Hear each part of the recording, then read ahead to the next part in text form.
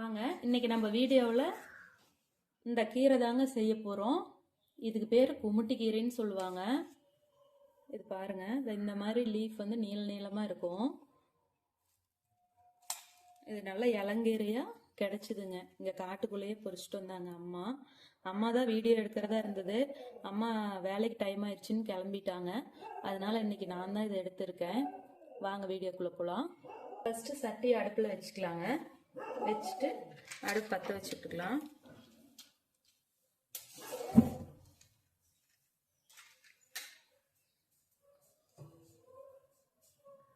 இதில் ஒரு டம்ளர் தண்ணி ஊற்றிக்கலாம். தண்ணி கம்மியாக ஊற்றினாவே போதுங்க. தண்ணி கொதிக்கிட்டோம். இந்த சட்டிங்கிறதுனால கொஞ்சம் சூடாக லேட் ஆகுங்க. பாத்திரமா இருந்ததுன்னா இன்னும் சீக்கிரம் சூடாயிரும் தண்ணி. ஆனால் சட்டி சூடாச்சுன்னா கொஞ்சம் லேட் ஆகும். ஆனால் கடைசியாக நம்ம அடுப்பு ஆஃப் பண்ணதுக்கப்புறமும் அதில் ஹீட் இருந்துக்கிட்டே இருக்கும். அந்த எக்ஸ்ட்ரா இருக்கிற தண்ணியெல்லாம் அந்த சட்டி சுண்டி இழுத்துருங்க. அதனால தான் சட்டியில் வைக்கிற குழம்புக்கு டேஸ்ட் அதிகம்னு சொல்லுவாங்க. இதோட முழு செடி வந்து இந்த மாதிரி தாங்க இருக்கும். இதுக்கு மேலே வளர்ந்து ரொம்ப போச்சு, இந்த கிளையெல்லாம் பெருசாச்சுன்னா அது ரொம்ப முத்தி போன கீரை. இது வந்து இளங்கீரைங்க.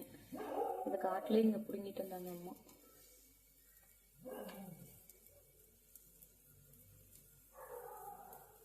உலக்க அஞ்சிருச்சு. கீரை உள்ள போட்டுக்கலாம்.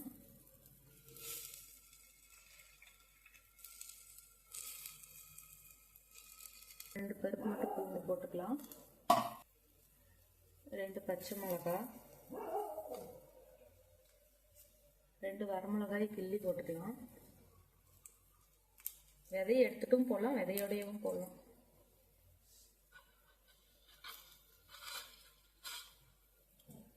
அது கூட கொஞ்சோண்டு கொத்தமல்லி எடுத்திருக்கேன். இதை வந்து கையில்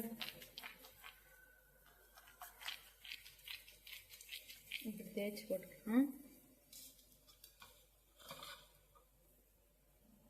கொஞ்சமாக சீரகம், அதையும் தேய்ச்சி போட்டுக்கலாம். போட்டுட்டு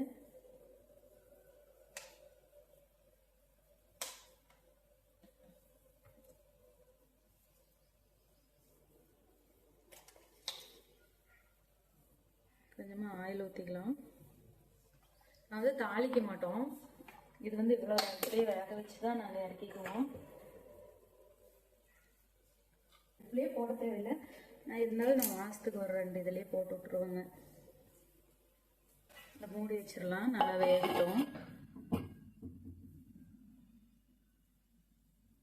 நாங்கள் பக்கத்து அடுப்புலேயே பால் காய வச்சு வச்சிட்டேன். கீரை வந்து வெந்துருச்சு. நல்லா வெந்துருச்சு. தண்டு கையை வேறு சுடுதுங்க. தண்டு எல்லாம் எல்லாமே நல்லா வெந்துருச்சு. போதும். இந்த டைமில்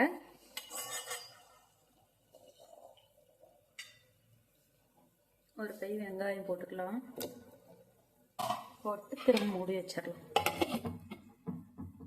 இன்னும் ஒரு 5 நிமிஷம் சிம்மிலேயே வேகட்டும்.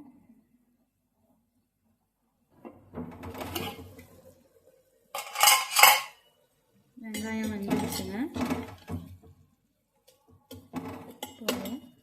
தண்ணி பாருங்க சுண்டி போச்சு, லைட்டாக தான் இருக்குது உள்ள. இந்த டைம்லேயே இதுக்கு தேவையான உப்பு போட்டுக்கலாம். போட்டுட்டு கொஞ்சமாக நல்லா இந்த ஆடையோடய ஊற்றினா நல்லா தான் இருக்கும். கொஞ்சமாக ஊற்றிக்கலாம் பால்.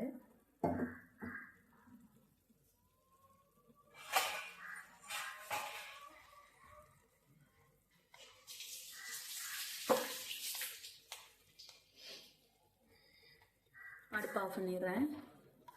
பாருங்க, இதை கடைஞ்சிடலாம்.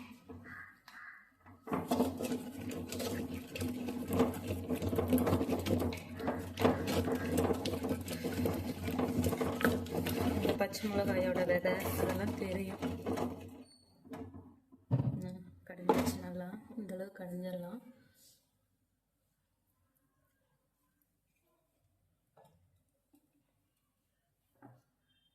உப்பு மட்டும் பத்தலைங்க, ஒரு கொஞ்சமாக போட்டுக்கிறேன்.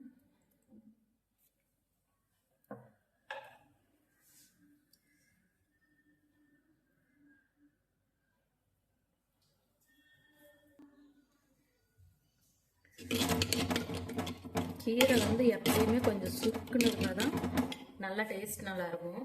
மண்ணாட்டு இருக்கிற மாதிரி இருக்கும் இல்லைன்னா, காரம் இல்லைன்னா அது நல்லா இருக்காதுங்க. கீரை கிடைக்கிறது வந்து ரொம்ப ரேருங்க. அது வந்து அவ்வளோ சீக்கிரம் கிடைக்காது. பாருங்க, சாதம் போட்டு வந்து போட்டு சாப்பிடலாம்.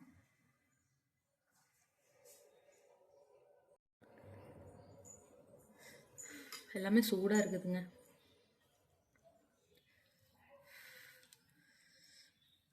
செம சூடு சாப்பாடு, குழம்பெல்லாம்.